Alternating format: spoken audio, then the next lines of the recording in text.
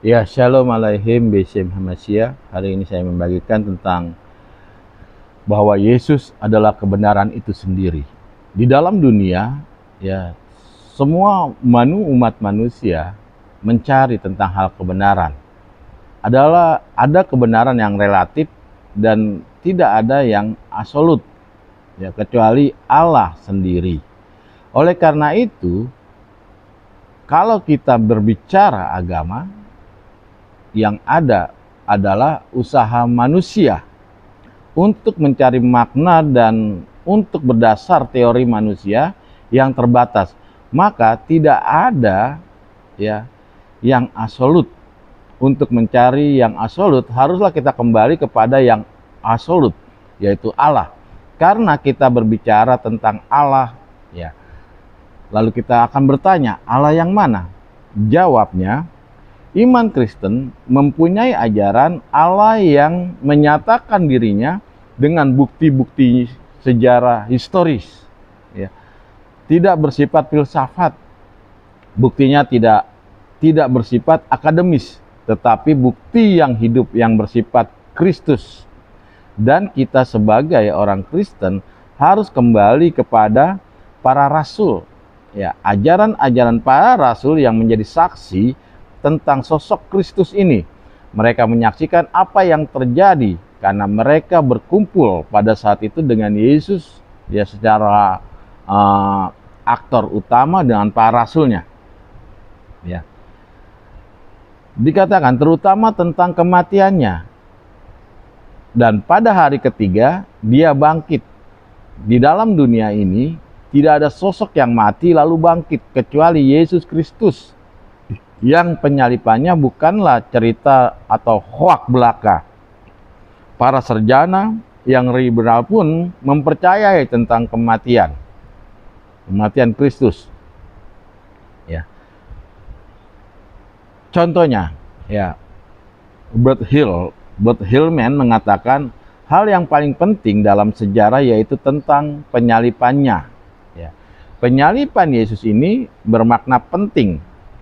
Kalau tidak dibangkitkan, maka apa Yesus katakan sebelum itu tidak benar, ya. Itu sebabnya kenapa Yesus katakan akulah kebenaran, ya. Sebab apa yang dikatakan Yesus memang itu benar.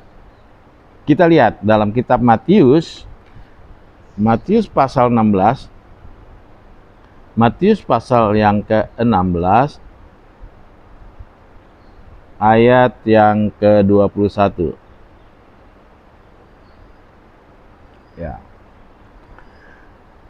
Dikatakan, sejak pada waktu itu Yesus mulai menyatakan kepada murid-muridnya bahwa ia harus pergi ke Yerusalem dan menanggung banyak penderitaan. Ya, bayangkan, dia masih ada di bumi ini. Dia menyatakan tentang dirinya, ya, menanggung banyak penderitaan karena dari pihak tua-tua, imam-imam kepala, ahli-ahli Taurat, lalu dibunuhlah dan dibangkitlah pada hari ketiga. Bayangkan, manusia mana yang bisa menyatakan saya akan mati dan saya akan bangkit, dan itu terbukti. Itu sebabnya hanya Yesus Kristus yang bisa melakukan itu, ya. Itu sebabnya dia katakan akulah jalan dan kebenaran. Dia jalannya, dia sirotnya, dan dia adalah kebenaran. Kenapa? Karena apa yang dikatakannya adalah benar. Begitu juga dalam kitab Matius pasal 17 ayat yang ke-22.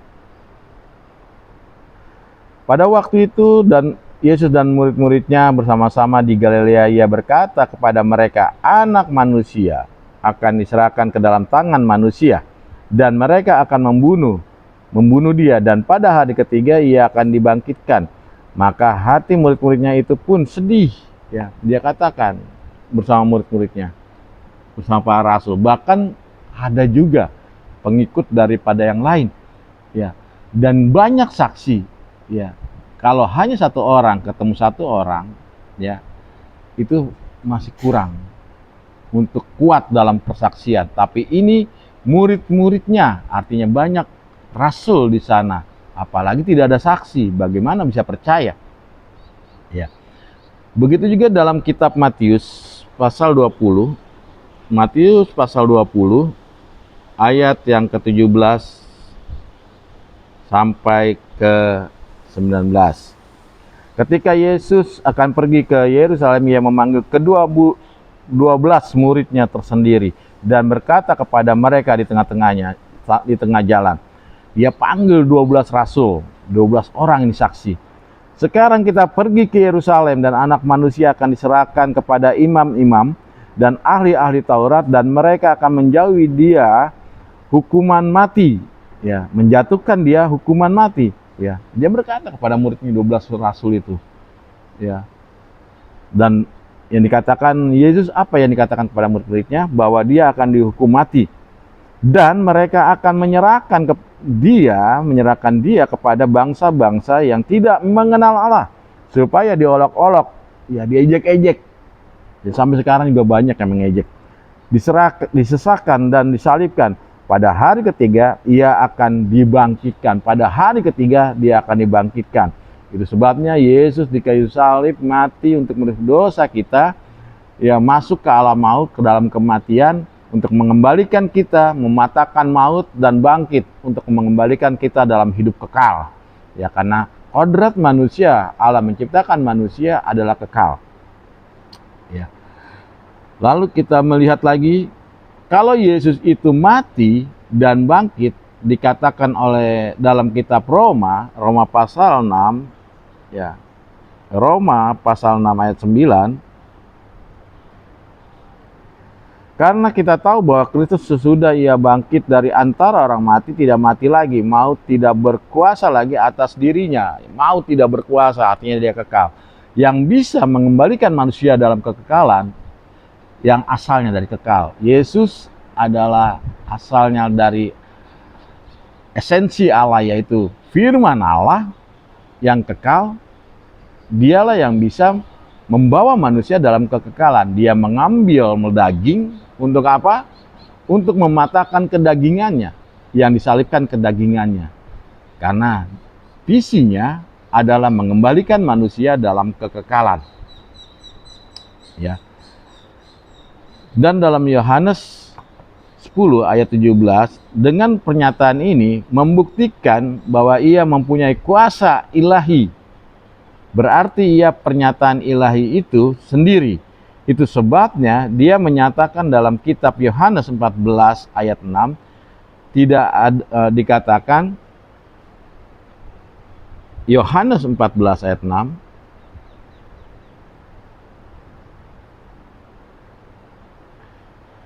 kata Yesus kepadanya, "Akulah jalan dan kebenaran dan hidup. Tidak ada seorang pun datang kepada Bapa kecuali melalui aku." Ya, dikatakan tidak ada yang berani menyatakan kebenaran kalau bukan Allah itu sendiri. Kenapa? Karena apa yang dikatakan Yesus, dia akan disalibkan, dia akan diolok-olok, diludahi, bahkan dia mati dan bangkit. Ya, pada hari ketiga tidak ada yang berani, satu manusia, kecuali mempunyai esensi daripada Allah. Itu sebabnya dia katakan, "Akulah jalannya dan kebenaran itu." Kenapa? Setiap apa yang dikatakan, dia itu benar. Dan hidup. Kenapa dikatakan dia hidup? Karena dia bangkit pada hari ketiga, ya, dan maut tidak berkuasa lagi, artinya kekal. Ya. Kebenaran adalah sesuatu yang dinyatakan oleh Sang Pencipta. Itu yang maha, yang benar. Dan inilah yang disaksikan oleh para rasul dalam sejarah kitab suci Kisah Para Rasul pasal 2 ayat 32. Ya, para rasul tidak mungkin mereka mengarang cerita atau hoak, karena mereka menyaksikan demikian juga, ya, dalam kitab Para Rasul 3 ayat 15 dan 1 Korintus 15 ayat 4 sampai 6, ya. Apakah sebanyak ini yang menjadi saksi, ya, dan dikatakan bahwa penyaliban itu bohong? Saya rasa tidak. Karena penyaksian tentang penyaliban, kematiannya dan kebangkitannya itu disaksikan banyak manusia, dan itu bukan hoak. Ya, inilah kebenaran itu. bahwa Yesus adalah kebenaran yang sejati. Tuhan Yesus memberkati kita semua.